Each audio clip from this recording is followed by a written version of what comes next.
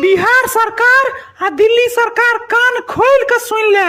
अगर हमर सबहक मिथिला राज्य अलग नहीं भेले तो हम सब जे छै से आमरण अनशन करबे। हम सब माछ भात खा खा कर। हाँ तो और की रे माछ भात खेबो, रे मिथिला राज्य लेबो, चूड़ा दही खेबो, रे मिथिला राज्य लेबो, पूरी तरकारी खेबो, रे मिथिला राज्य लेबो, डोका तीमन खेबो, रे मिथिला राज्य लेबो, कुम्हरोरी तिसियोरी खेबो, रे मिथिला राज्य लेबो। रे वह रे भोलिया, तोरा मिथिला राज नहीं चाही की? ओ त ठाड़ होकर मुंह की ताकै छ? आब का आंदोलन करबे? नहीं चाही तोरा मिथिला राज? नहीं भाई, हमरा नहीं चाही। किया रो? तोरा किया नहीं चाही मिथिला राज रो? हमरा भेट गेल अछि मिथिला राज। भेट गेलो रे? ना केना भेट गेलो रे मिथिला राज रे? हम अपन रोहनी देहट गाम के नाम बदल कर मिथिला राज राख देलियै ये। रौ पर है त नाम बदलला से तोहर गामक विकास भ जेतो। वह तो हमहू कहै छी, नाम बदलला से कोनो राज्यक विकास भ जेतै। तोहर बात हम मानै छियो, मुदा विकास के लेल, कानून व्यवस्था संभारै के लेल अपन रेवेन्यू मॉडल यानी अपन जे छै से एहि चीज के लेल छोट राज्य जरूरी छै। छोट छोट राज्य मिथिला के लोग लगातार दिल्ली बम्बई में कमा के मिथिला भेजे छे पाई।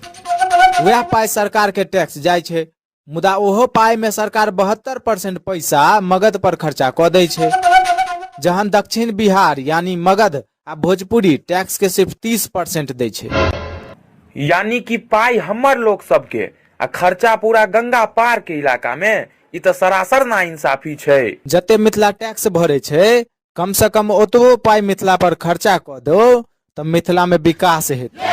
अच्छा एगो बात कह, बिहार के बजट आ गुजरात के बजट तो दोनों के लगभग एक ही समान छै, दोनों में कोनो अंतर नहीं छै, एक रंग बजट छै ना। तहन तू गुजरात के हालत देख लही आ बिहार के हालत देख लही। रौ बे, तोरा कहिया से एते जानकारी भ गेलो रौ? खान सर के वीडियो कनी बेसिए देखा लगले है तू आई काल, ओढ़ना तर में घुस घुस क। दूर दूर पागल कहाँ के। अतः हम गुजरात आ बिहार के जे छै से बजट के लोग उदाहरण द रहल छियो, जे गुजरात कते आगू चल गेले, बिहार कते पाछू छै, जे दोनों बजट सेम बजट वाला राज्य छै। गुजरात बम्बई सब में समुंदर छै यार, ओत औरत मर्द बीच सब पर बियर पीबे लेला लाइन मारे लेला आबै छै, जैसा ओई राज्य सब के विकास होई छै। अरे भाई मिथिला सब में नदी के कोनो कमी छै यार? हर चीज सब परिपूर्ण छै मिथिला, जे छै से नदी कम छै एठमा। हाँ त की नदी सबके नाम समुद्र क दिए तहन विकास हेतै? धौ तू सब आंदोलन के नाम पर नौटंकी केने छै। आंदोलन तो हमर नाना बाबा श्री खचरा ठाकुर केने रहथिन अंग्रेज सब के खिलाफ। कौन आंदोलन रो? भारत छोड़ो आंदोलन में हिस्सा लेने रहथिन यार। रौपर अच्छा, भारत छोड़ो आंदोलन के जे छै से 4 गो महापुरुष के नाम तू हमरा कहता। विजय माल्या, ललित मोदी, नीरव मोदी, मेहुल चौकसी। सावधान सावधान, महाराजा धीराज, मगध राक्षस, आई मीन मगध नरेश, संस्कारी, चिलमधारी, श्री पटना निवासी श्री लुटीस कुमार पधार रहल छै। देखियो अहाँ सबके की समस्या अछि जे अहाँ सब जे छै से देश के जे छै से टुकड़ा टुकड़ा क के बंटवारा करऽ चाहे छियै यार। देश बंटवारा?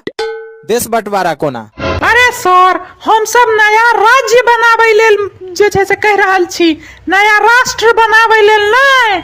और हाँ, राज्य बनेनाइ जे छै ने से हमर सबके संवैधानिक अधिकार अछि। बाबा भीमराव अंबेडकर साहब जे छै से हमरा सबके संविधान में अधिकार देने छथि। संविधान पढ़ने छियै कि नहीं अहाँ सब?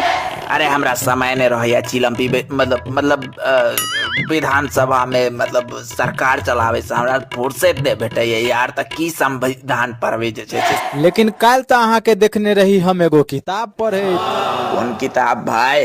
चिलम फूकने के 10 तरीके। अच्छा ये सब छोड़ा, ये बात सब के हटावा आ माछ भात से मुंह मीठ क के अनशन के खत्म करा।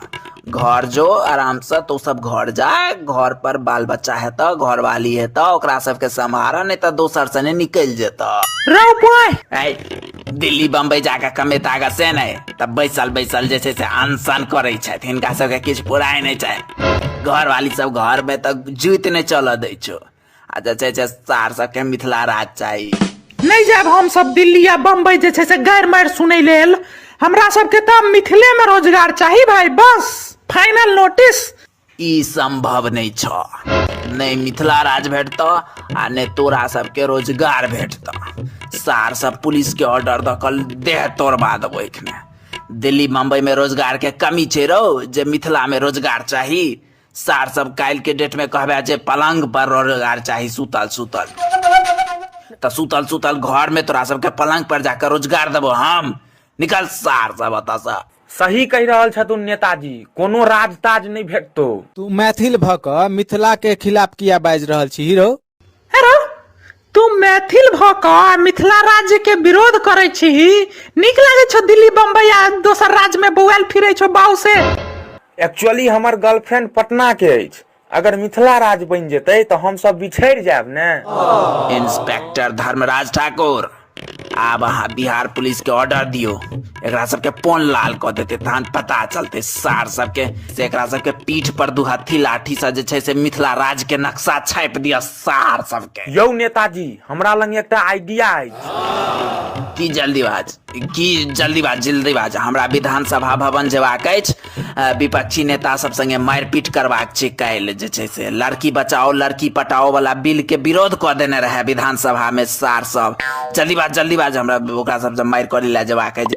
जते ट्रेन मिथिला से जाय छै सबके टिकट फ्री क दियो। सब फ्री के चक्कर में मिथिला से पलायन क जेते।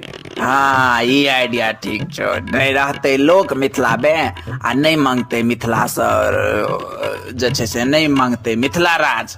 अहुना मिथिला में बुढ़वा बुढ़िया सबके अलावा रहे के छै रहो।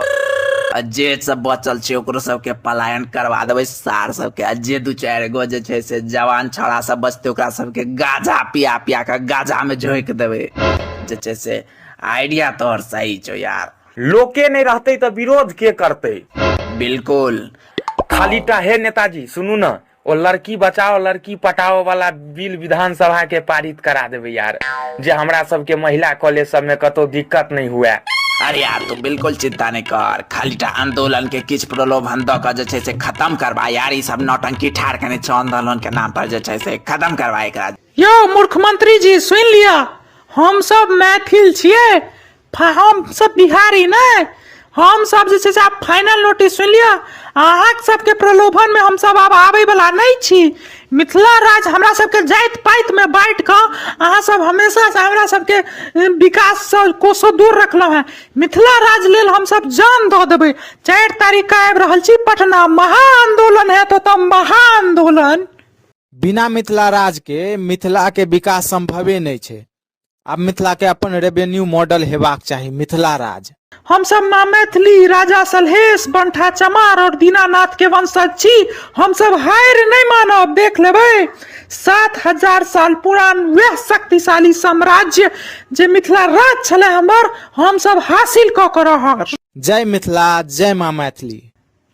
फिलहाल निकल दे यार, नहीं तो ई सब हमर पीठ पर मिथिला राज के नक्शा छाप देत।